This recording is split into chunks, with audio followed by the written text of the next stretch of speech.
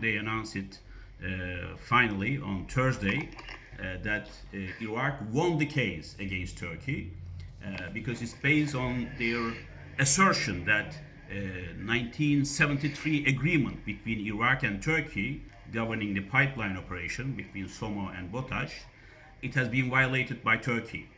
And because it's also violating the sovereignty of Iraq, and it took such a long time since 2014 up to now, almost 8 years, to reach this decision. All right.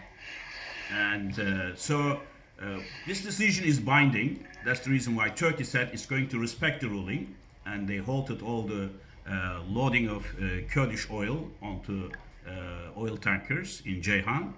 And Turkey will also pay a penalty of $1.4 billion. But I should remind you that this is the first stage, covering the period between 2014-2018. So there's a second phase. It will take another 2 years of arbitration.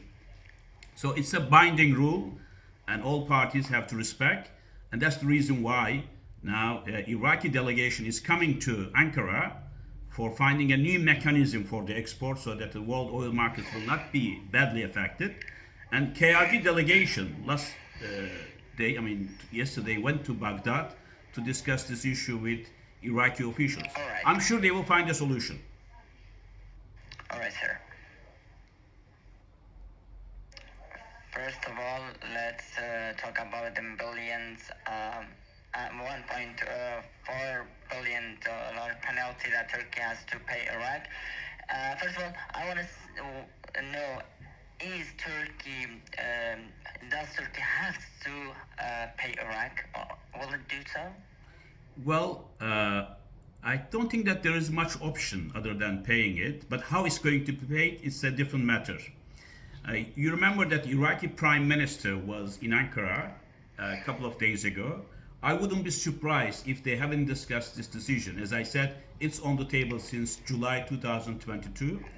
And Turkey being part of the international community, respecting rule of law, and I think Turkey will comply with this ruling. But it might be paid in different ways. I don't think that Turkey will just, immediately get its cash out and pay Iraq 1.4 billion. And so it has to discuss also the matter with KRG, whether it's going to be a sharing of the cost, compensation with Erbil, or it will pay in different ways. The transit fees it's already getting from Somo for its export. So they will find a solution to that.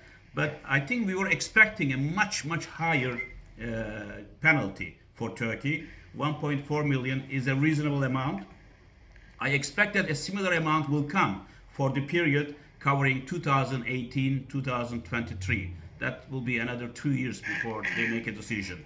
So I think the key issue here is to let the KRG oil flowing again, not stopping, because as you said in your coverage, some of the companies will have difficulty to store what they produce, because if you cannot export it, there is limited capacity to store, and then if the production stops, it's going to be a huge blow to KRG economy. Therefore, there has to be a solution between Baghdad and Erbil on how these exports could continue, and also Baghdad paying the share of KRG as agreed in the constitution, 16% of the oil revenue. So now I think it's a matter of negotiations between Ankara, Baghdad and Erbil to find a new mechanism that will be sustainable, that will give also confidence to producers in KRG. All right. Until now, our economic desk developed this. They found that the oil that hasn't been sent to Ceyhan port, it hasn't affected the price of oil. I want to know when will the effect appear. The effect of this. Some people say $3 will go on the price of the oil. What do you say? What do you think?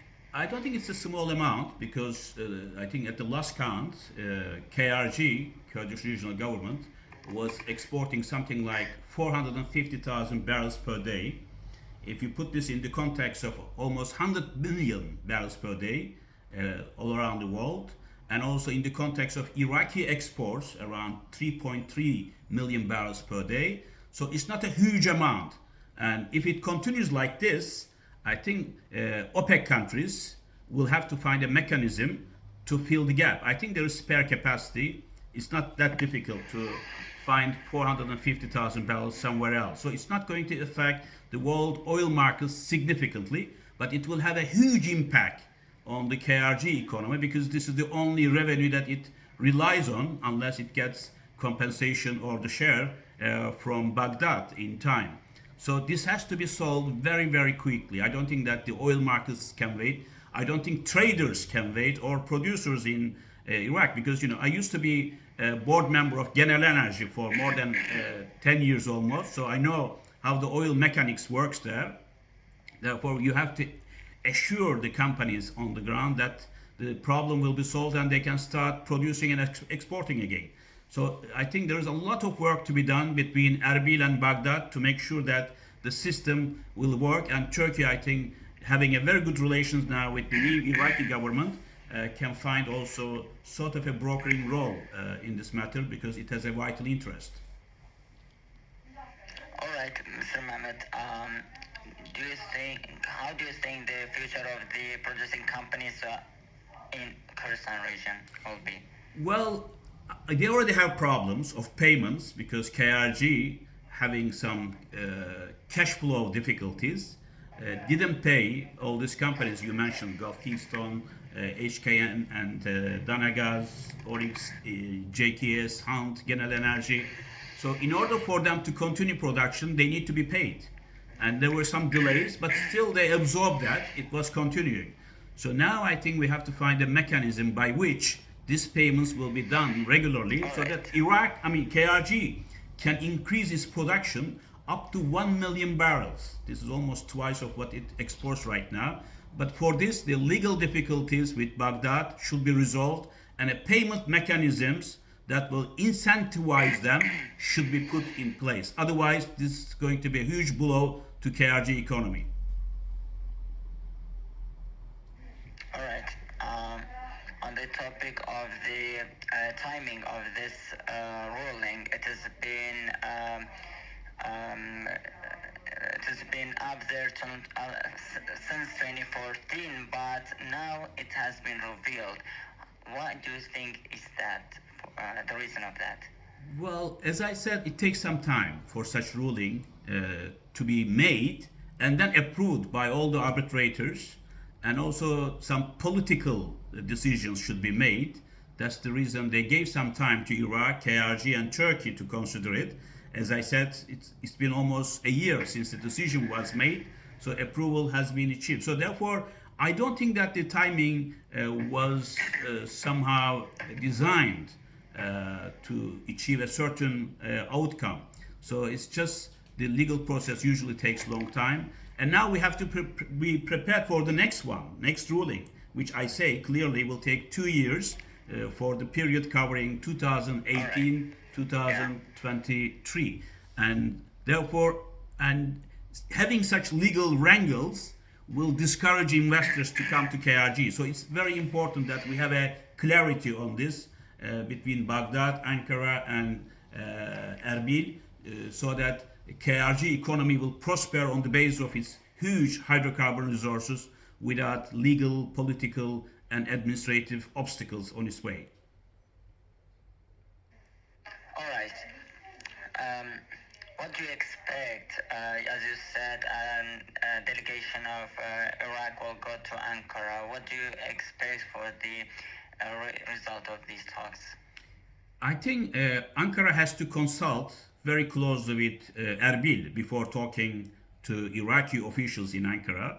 They have to have a more or less a joint position, and so that the Ankara might also talk on behalf of KRG with Iraqis. For the Iraqis, a face-saving formula is important, that its sovereignty is respected. Also, the pipeline usage, as governed by 1973 agreement, should be respected.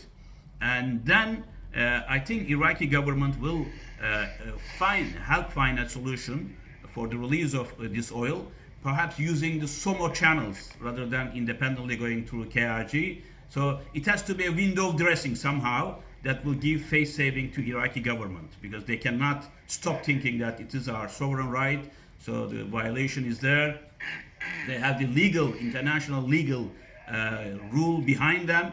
Therefore, Ankara will negotiate how the $1.4 billion compensation will be paid. It can be paid in construction, food, and other exports, perhaps from Ankara, or transit fees for the pipelines used.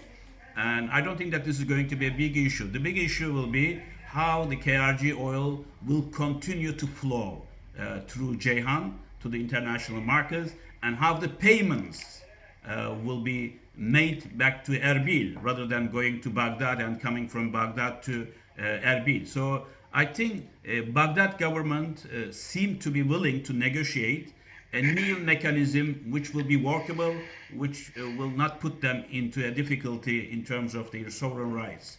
So I think diplomats, political diplomats, as well as the business diplomats, energy diplomats, will find a way to hammer out a formula on that if there is willingness on three sides.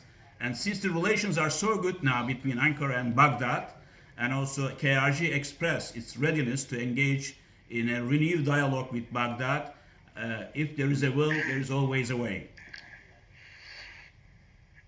All right. I have one last question, Mr. Mohammed. Please go ahead. Although all the signs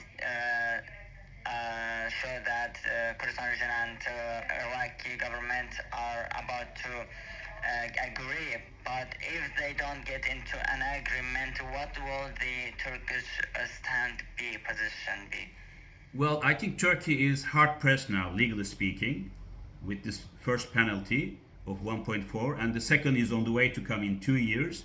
Therefore, Turkey, I don't think, will go ahead with the KRG exports through Ceyhan against the express will of Baghdad.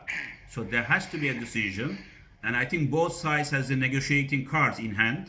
I think Turkey has a very strong card vis-a-vis Baghdad. They also want to build this, as you know, like a Silk Road all the way from Basra to Ceyhan. And so I'm sure they will find a solution, because both sides seem to be willing to talk.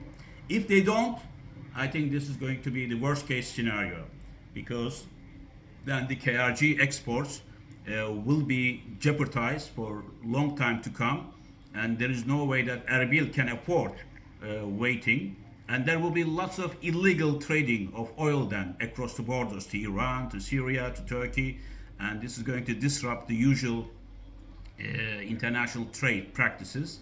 Therefore, I'm sure that a solution will be found. Perhaps EU and US and Israel also should get into the picture somehow to encourage Baghdad to find a solution that is acceptable to Erbil and Ankara.